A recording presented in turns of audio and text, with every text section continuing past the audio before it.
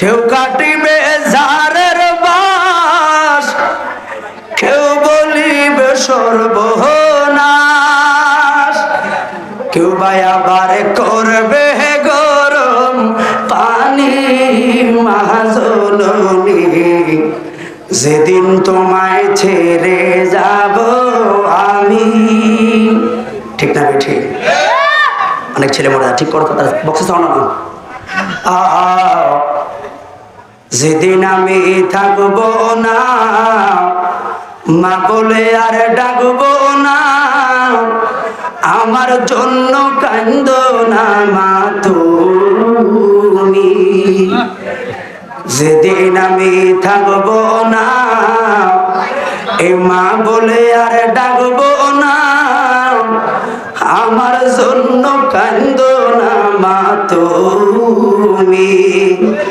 মাগো তোমার দুধের ঋণ শোধ হবে না কোনো দিন, মাফে কইরো ওরে ও দুঃখিনী মা জননী। যেদিন তোমায় ছেড়ে যাব আমি। যুবকরা কথা মিল আসেনি রে? যখন মোর দিবে গোসল, ফালায়ও না চোখের জল, আমার জন্য দোয়া কইরো তুমি। যখন মোর দিবে গোসল, ফালায়ও না চোখের জল, আমার জন্য দোয়া কইরো তুমি। তোমার বুক খালি করে যাই গো আদার ঘরেতে, কানে পরিয়ে দিও আল্লাহ নবীর বাণী মা জননী। যেদিন তোমায় ছেড়ে যাব আমি, আরে কেউ কাটিবে ঝাড়ের বাস, কেউ বলিব সর্বনাশ, কেউ বা আবার করবে গরম পানি মা জননী। যেদিন তোমায় ছেড়ে যাব আমি। ইয়া রাসূলুল্লাহ ইয়া হাবিবাল্লাহ ইয়া রাসূল। কেউ নবীকে ডাকতে খারাপ লাগে আপনাদের? ভাই যুবকরা হাত তোলে, সাথে হাত তোল। ইয়া হাবিবাল্লাহ তুমি জীবন, তুমি মরণ, আধার গরে তুমি আপন, তুমি মোদের পারের তরি, তুমি নিদানে তোরানে ওয়ালা ইয়া রাসূলুল্লাহ ইয়া হাবিবাল্লাহ ইয়া। ওই পথে আছে আমার আমি আল্লাহ, আমার আল্লাহ আল্লাহ করে দি আল্লাহু আনহু ওয়া রাদু আন। এক সাহাবী উলামায়ে কেরাম জানেন এই জায়গা আমি সময় নষ্ট করতে পারবো না, কারণ আপনারা বুঝেন কি সমস্যাগুলো হলো। তিরমিজির ব্যাখ্যা একখানা হাদিসের ব্যাখ্যা বলে আমি বিদায় গ্রহণ করব। আমার উদ্দেশ্য একটা, জীবন চলবো, তাহলে ওই জীবনটা নবীর আদর্শ মোতাবেক চলা দরকার আছে না নাই? বন্ধুরে, একখানা হাদিসের মধ্যে আপনার জীবন চলার অনেকগুলো তথ্য পাইবেন। মনে রাখবা, কোরআন এবং হাদিসের ব্যাখ্যা ক্ষেত্রে আপনি যখন নস না বুঝবেন, যে আলেমরা বলবে ওই আলেম কিছু আপনার জীবন গড়ার ইঙ্গিত গুলা দেয়া যাইব, এগুলা বুদ্ধিমান শ্রোতারা ধৈরা ধৈরা আমল করলে জীবন সফল। কথা বলুন ঠিক না বেঠে? আমার নবী একজন সাহাবী, সাহাবীর নাম হলো হযরতে আবু দাহদা রাদিয়াল্লাহু তাআলা আনহু। আলেমরা হয়তো বুঝবেন যে গোলাম মুস্তাফা হুজুরের কিবা আলা হযরতের খুতবা যারা পড়বেন, আলা হযরতের খুতবার মতো এই হাদিস খানা রইল। বন্ধুরে আমার আবু আবু দাহাদা হাদিস খানা বর্ণনা করলেন। আগে কথাটা বলি, এরপর হাদিসটা তেলাওয়াত করে বিদায় শেষ। হাইরে মদিনায় কথা শুরু, খেয়াল করবেন।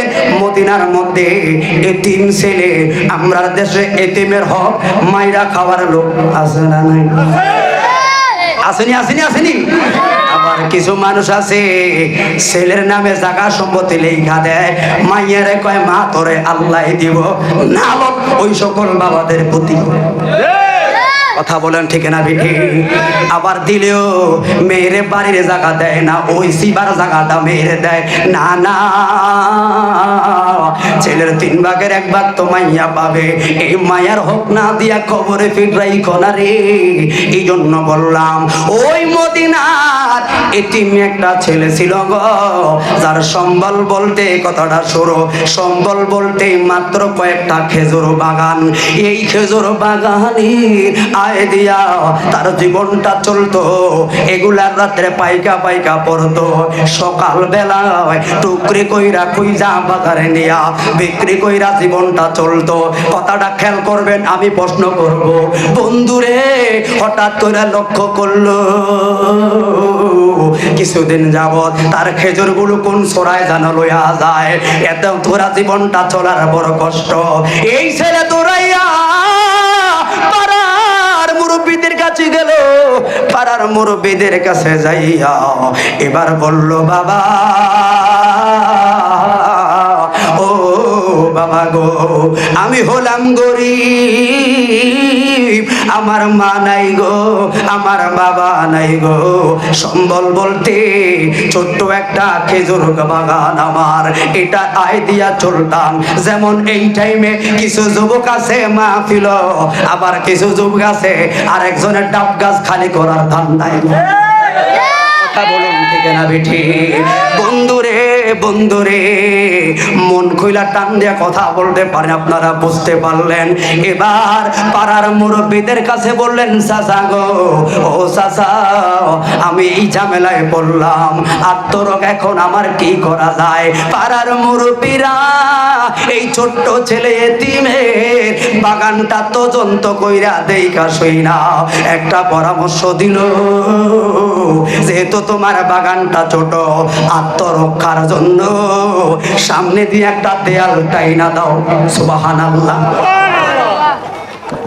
একটা দেয়াল টাইনা দাও, তাহলে দেয়াল টানলে কেউ ডিঙ্গায়া উপরে উঠতে পারবে না, বাগানের হবে হেফাজত, তোমার খেজুরের কিছু হবে না। যেই কথা সেই কাজ।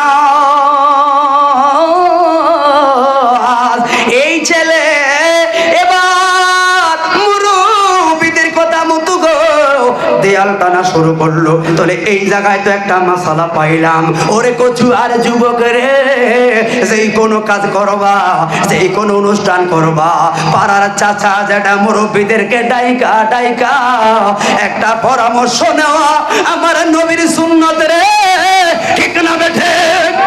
কারণ সমাজের মুরব্বীরা হলো আমাদের মাথার ছায়া, মুরব্বীরা হলো আমাদের বটবৃক্ষ। মুরব্বীদের কাছে পরামর্শ করা আমার নবীর সুন্নত, রহমত এবং বরকত। এই জন্য যেই কোনো কাজে যাইবা, পাড়ার চাচা যাদেরকে সামনে রাইখো, দেখবা তোমার অনুষ্ঠানটা হবে সফল। হাইরে এবার দেয়ালটা টানলো, কথাটা সংক্ষিপ্ত বলে যায়, দেয়াল টানতে টানতে যেই মাত্র 60 থেকে 70 ভাগ দেয়াল টানা শুরু। ওরে এবার ছায়া দেখলো রে, দেয়ালের ঠিক মাঝখানে আবুল ওবাবা নামের আরেকজন লোক আরেকটা কথা বলে যায়, নবীর পিছনে যারা নামাজ পড়লো সব কিন্তু আবু বকর ওমর না রে, আব্দুল ইবনে উবাই, আব্দুল ইবনে সলুলের মতো বড় বড় মুনাফিকরাও আমার নবীর পিছে নামাজ পড়লো, আবার গোপনে গোপনে নবীকে হত্যার ষড়যন্ত্র করলো। নাউজুবিল্লাহ। ঠিক না বেঠা? এই জন্য ভাই ও কচুয়ারা বাবারা, এবার মনে রাখবেন হাদিস বর্ণনাকারী সাহাবীর নাম হলো আবু দাহাদা, আর খেজুর গাছটা বললো আবুল ওবাবার। ভেজাল লাগাইয়েন না, এবার হয়ে গেল সমস্যা। এখন কি করবে? কারণ মুসলমানরা তো গাদ্দারি পছন্দ করে না, মুসলমানরা ঝামেলা পছন্দ করে না। যেমন যেমন আমি আমার ভাগের সঙ্গে আব্দুল সাত্তার আমার বাবার একটা ভাগ, হঠাৎ কইরা আমার ভাগের শেষ সীমানায় আমি কিছু কলা গাছ লাগাইলাম। এখন কলা গাছগুলো 2 বছর পরে বাড়তে বাড়তে বাড়তে কিছু গাছ যায় আব্দুল সাত্তার সাহেবের ভাগে যেয়ে উঠলো।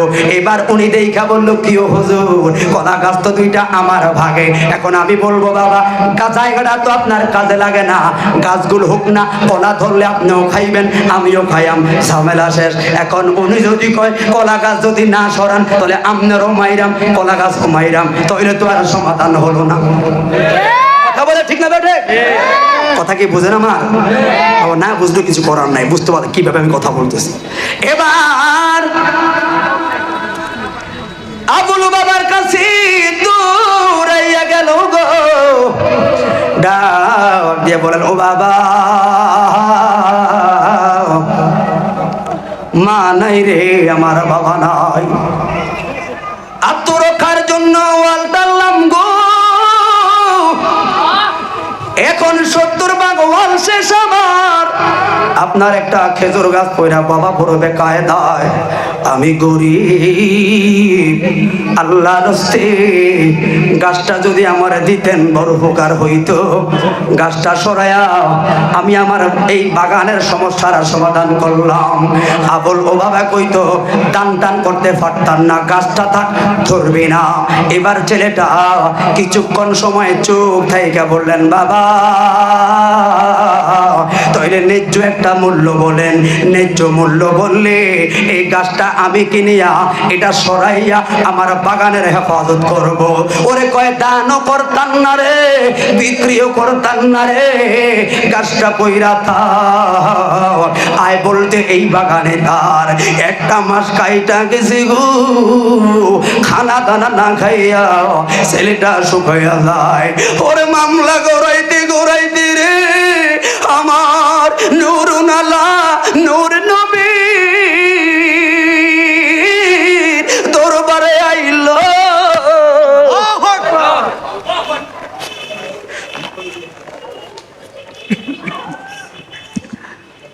মামলা গড়াইতে গড়াইতে নবীর দরবারে আইল।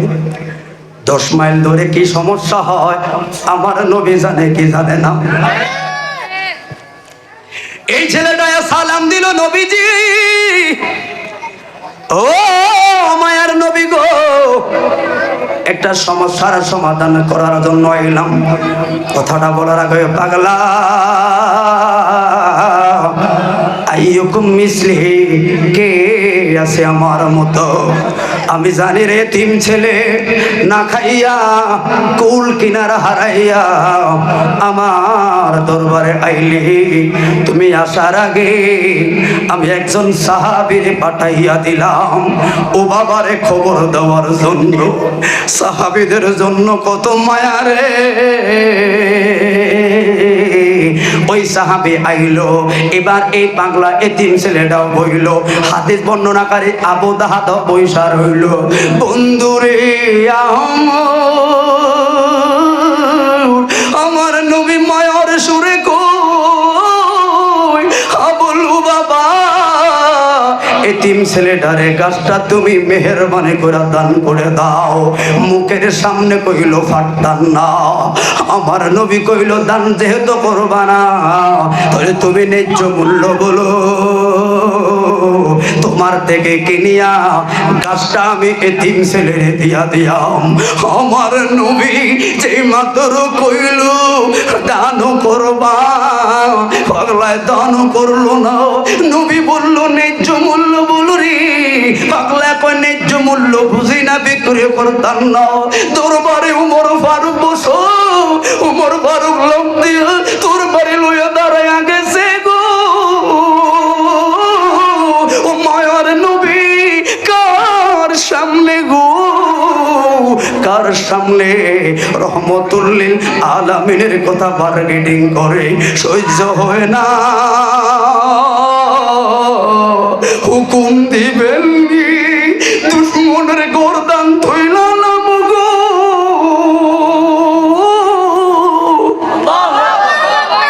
আমার নবী বলে সাহাবীরে ইন্নাল্লাহ মা'আস সাবিরিন। ধৈর্য ধরো। দানও করলো না, বিক্রিও করলো না। আমার নবীর হলো মুখটা বেজার, কিছু করার নাই, অন্যদিন কথা বলবো।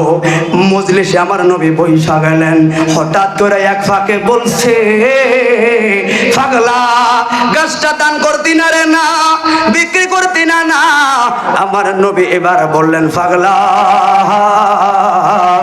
এই গাছটা এতিম ছেলেরে দিয়া দে, বিনিময়ে আমি নবীরে তোর জান্নাতে একটা খেজুর গাছ দান কইরাম রে। কি হলো সাউন্ড বুঝলাম না কিছু, কি এমন করে কেন? এটা দুরূদ শরীফ বলেন, মুহাম্মদে বলুন ইয়া রাসূলুল্লাহ,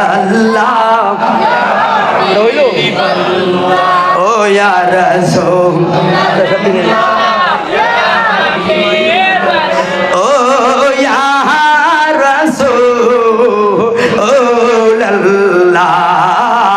ইয়া রাসূলুল্লাহ, ইয়া রাসূলুল্লাহ, ইয়া হাবিবাল্লাহ, ইয়া রাসূলুল্লাহ। নবীকে ডাকতে খারাপ লাগে আপনাদের? ভাই যুবকরা হাত তোলে, সাথে হাত তোল। ইয়া হাবিবাল্লাহ, তুমি জীবন, তুমি মরণ, আধার গরে তুমি আপন, তুমি মোদের পারের তরি, তুমি নিদানে তোরানে ওয়ালা, ইয়া রাসূলুল্লাহ, ইয়া হাবিবাল্লাহ, ইয়া রাসূল। জবান খুলে বলুন আল্লাহু আকবার। তাহলে এদিকে যাবো না, আল্লাহ পাক কবুল করে সকলে বলুন আমিন। অন্য একদিন আসলে ইকবামা আপনাদের এখানে কথা বলবো, আজকে আর কথা বলা যাবে না। আপনারা জানেন যে বক্তাগুলো প্রতিদিন কথা বলে, আজকে আবার ঝামেলা আছে আমার। এই বক্তাগুলো এইভাবে কথা বলে তার ক্ষতি হবে, কথা বুঝছেন আপনারা শিক্ষিত লোকেরা? বাবা বুঝবো, কালকে আমার দুইটা মাহফিল কে জবাব দিবে এগুলো? তো যাই হোক, এগুলো সাউন্ড সিস্টেম, একটু ঝামেলা হতেই পারে। আচ্ছা আরেকটু কথা বলে আপনাদের সম্মানে করবো ইনশাআল্লাহ, কারণ আপনাদেরকে ছেড়ে যাইতে আমার মায়া লাগে, আবার কথা বা বলবো কেমনি, অসহায়। আমার বাড়ি কোনায়ও ডুমুরকে কষ্ট করে শুদ্ধ বাস করে ডুমু দানও করলো না, বিক্রিও করলো না, শেষ। এই শুন, থাক থাক, আস্তে আস্তে কথা বলি। আমার নবী বললেন, পাগলা এ গাছটা দিয়া দে, বিনিময়ে তোরে জান্নাতের একটা খেজুর গাছ দান করবো। সুবহানাল্লাহ। যদিও আমি বললাম আপনারা শুনলেন, কথাটা কিন্তু ছোট না, এটার হিসাব অনেক বড়। কেন? আমার নবী কইল তোরে জান্নাতের একটা খেজুর গাছ দিয়াম, তার মানে তোমারে এই মুহূর্তে আমার নবী জান্নাতের সুসংবাদ দেয়। পাগলা বুঝে না, পাগলা কয় আপনার জান্নাতের খেজুর গাছও আমার লাগতো না, জান্নাতের খেজুর গাছও আমার লাগতো না। ওরে বন্ধুরে, আমার নবীজি মুখটা বেজার, চল চল করলো চক্ষু মুবারকে মিম্বরের সামনে বসা। আরে তিন ছেলের কয় আমার সামনে আয়। এ তিন ছেলের সামনে আইলো, কয় নূর নবীর দরবার থেকে কেউ খালি হাতে যায় না রে পাগলা, তবে একটা সমস্যার সমাধান করে দে, হাঁ কর। আমার নবী হাঁ করলো, আর থুতু মুবারক চাইলা দিল, আর কয় যদিও তোর বাগানে খেজুর গাছ দিলাম না রে, আজকে নবী কইলাম রে, যতদিন না খায়া থাকবি তোর ক্ষুধা লাগতো না, ক্ষুধা লাগতো না। ওরে সহ্য হয় না গো, হাদিস বর্ণনাকারী আবু দাহাদা আস্তে করে দাঁড়ানোর ভাব করলো, কারণ দরবার রিসালাত বড় আদবের। এই জায়গায় আবু বকর প্রথম ক্লাসের সাহাবী, ওমর ফারুক যত পাওয়ারফুল হোক না কেন, সিদ্দিক আকবর উপর দিয়া কথা কয় না, আস্তে করে দাঁড়ায় কি যেন বলবে। আবু বকর কয় আপনি এখন কি বলবেন? কথাটা বলার সঙ্গে সঙ্গে আমার নবী যদিও কান্না ভেজা চেহারা মোবারক, আমার নবী ইশারা দিয়া বলল তুমি এখন কি বলবা? ও মায়ার নবী গো, ও দয়ার নবীজি,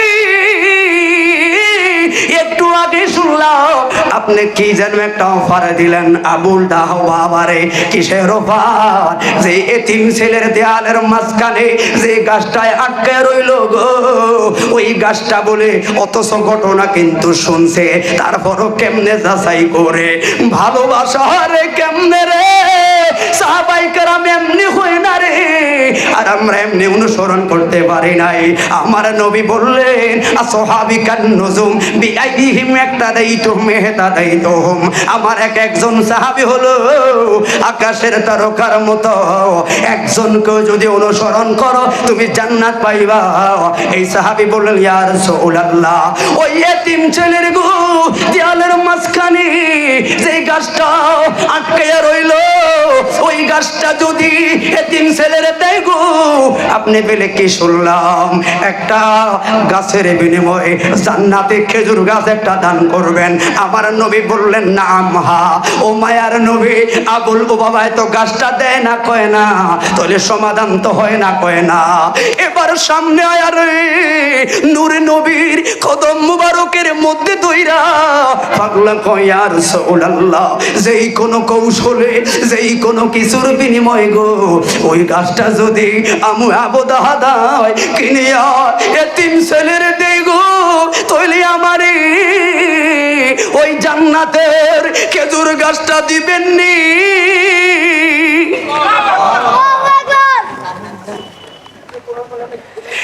যেই কোনো কৌশলে আবুল বাবার থেকে গাছটা কিনিয়া এতিম ছেলেরে যদি আমি দেই, যেমনে পারি যদি আমি লইয়া দেই, আমারে কি জান্নাতের সেই গাছটা দিবেন নি? আমার নবী বললেন নাম, একই অফার তোমার জন্য। গাছটা ফিরাইয়া এবার আবুল বাবারে কয় বাবা চিনুনি আমারে? কয় কে নাই আপনারে চিনে? এখন এটা বুঝাটা মাইক লাগানোর দরকার, কে না আপনারে চিনে? কয় কেমনে কে? আপনারা তুমি কি চিনো একটু মেহেরবানি করে বলো। কই জাজিরাতুল আরবে, এই জাজিরাতুল আরবে সবচাইতে বড় আজওয়া খেজুর বাগানের মালিক হলেন এককভাবে আপনি, সুবহানাল্লাহ। কই এরপরে কে? ও বাবা, ও বাবা বললো ও নবীর সাহাবী, এই গাছটার একক মালিক হলেন আপনি। এবার বন্ধুরে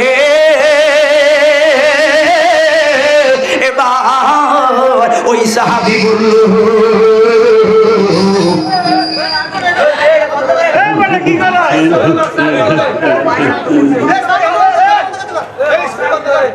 এগুলো সব বন্ধ। তোমরা মাইক দাও, তোমরা কি বুঝো না? তোমরা কি ফিরছি? আপনারা বসেন, মাইক সাউন্ড সিস্টেম পুরো বাবা আপনারা গেলে গিয়ে আরো বেশি কষ্ট হয়, কষ্ট কিন্তু আমার হচ্ছে।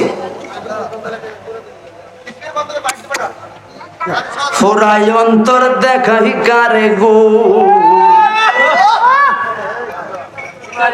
শেষ ভালো যার সব ভালো। আচ্ছা এই সাউন্ড আপনারা বুঝেননি, এখন সাউন্ড বুঝেন?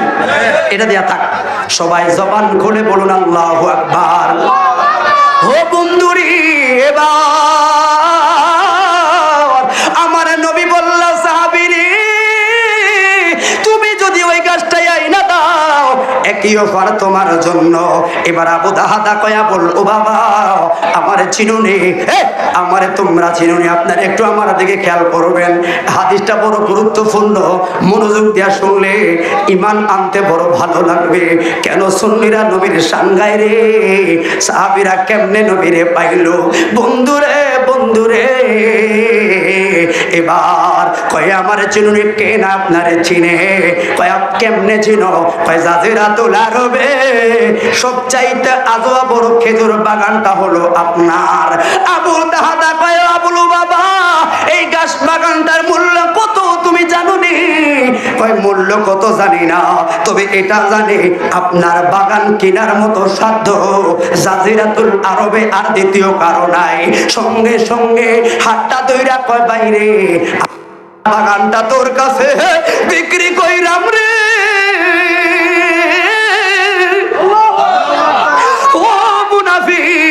আবুল বাবা কয় মস্কারি কইরেন না, সাধ্য তো কারো নাই, আমার বা কেমনে সাধ্য হইল?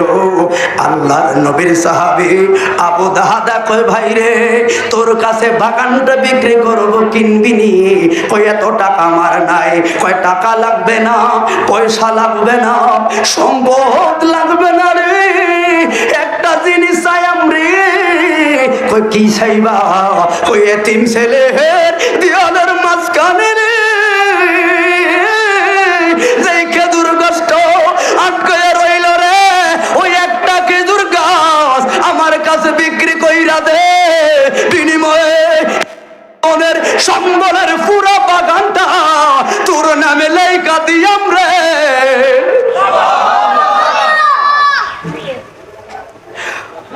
আপনার কি মাথা আসলে ঠিক আসেনি? আপনি বইজা শুইনা বলেননি? এরা তো হলো মুনাফিক। সিদ্দিক আকবরকে মধ্যস্থতা বানাইলো আবু বকর। আপনার ভাই কি বলে একটু বোঝান।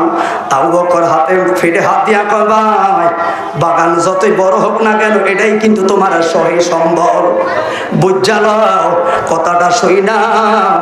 রাগ হইয়া কোষ থেকে তরবারিটা বার করলো, বার কইরা আবুল বাবার হাতের মধ্যে দিয়া দিল। কয় আপনি বাগান বেচবেন, আবার তরবারি তারে দিলেন কেন? আবু বকর শুনে রাখেন গো, রাসূলে পাকের চেহারা মোবারকে কান্না সহ্য হয় না, সহ্য হয় না। কান্নাটাকে হাসি বানানোর জন্য ওয়াদা দিলাম যেহেতু আপনি হলেন মধ্যস্থতা। ও আবু বকর শুনে রাখেন গো, ও বাবারে বইলা দেন একটা গাছের জন্য সারা জীবনের সম্বলটা দিয়াম রে। সারা জীবনের সম্বলের পুরা বাগান লইয়া যদি তার তৃষ্ণা না মিটে, এখন তারে আমার হাতের তরবারে দিলাম রে। একটা গাছের বিনিময়ে বাগানও নিব, বিনিময়ে যাওয়ার সঙ্গে আমার গর্দানটা কাইটা লইয়া যাইব, বাধা দিতাম না।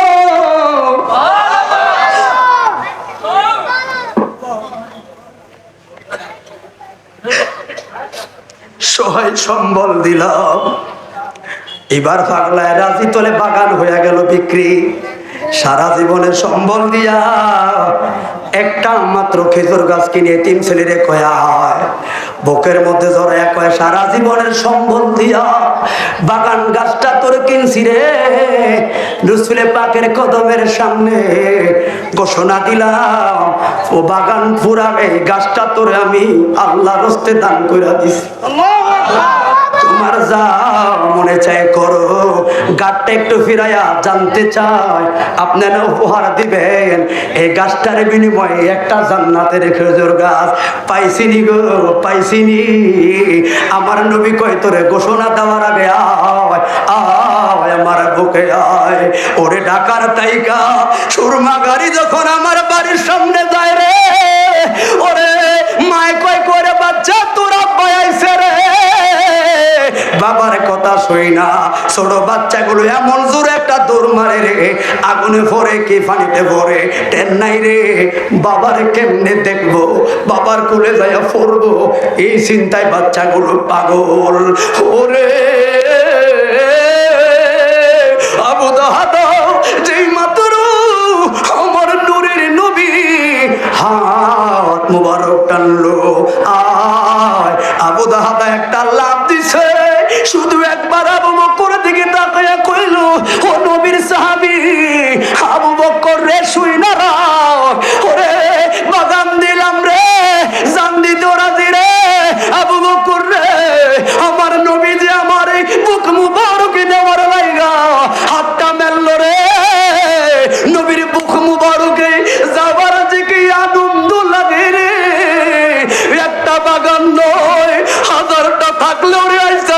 কইরা দিতাম। আমরা তো কালেকশন শেষ কথা,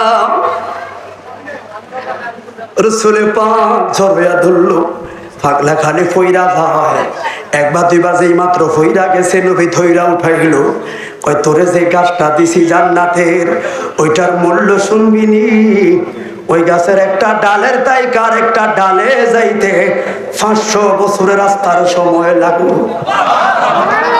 শেষ কথা, বের হইয়া গেল। আবু বক্কর কয় কিরে সর্বনাশ, কারণ আবু বক্কর তো সাধারণ কেউ নয়। যেই মাত্র রসুলে পাক বুক মুবারকে ধরলো, এই তো খালি বাইঙ্গা সুরা পইরা যায়। আমরা ভাবলাম হয়তো মানসিক ভাবে ভেঙে পড়েছে, যদিও গাছটা দিছে, বাগানটা দিল, এখন চিন্তায় পড়ে গেল কি খাইবো, কেমনে চলবো, হয়তো তার টেনশনটা আসলো, এই জন্য ভেঙে পড়লো। কিন্তু পাগলায় জানে আর রসুলে পাক জানে কেমনে কি ঘটলো। কিরে এখন যে তুই ভালো মানুষ, তোর তো কোনো ব্যথা নাই, তুমি যে হাইটা হাইটা যাও, কয় সময় নাই। উত্তর না দিলে আবু বকর কয় ছাড়তাম না। এবার সাহাবী কয় আবু বকর শুইনা রাখো, আপনি প্রথম ক্লাসের সাহাবী, ওমর দ্বিতীয়, ওসমান জিন্নাহ হয়তো তৃতীয়, আপনাদের বীরে রসুলে পাককে খুব কাছের তাইকা আমি পাগলার দেখার নসিব হয় না। যেই মাত্র আমার নবীজি আমারে বুকে টাইলা দিছে রে আবু বকর,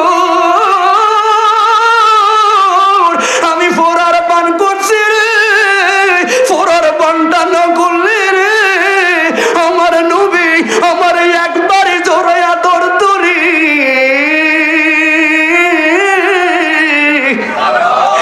ওরে বারবার ফইরা গেছি রে, আর বারবার তুইলা তুইলা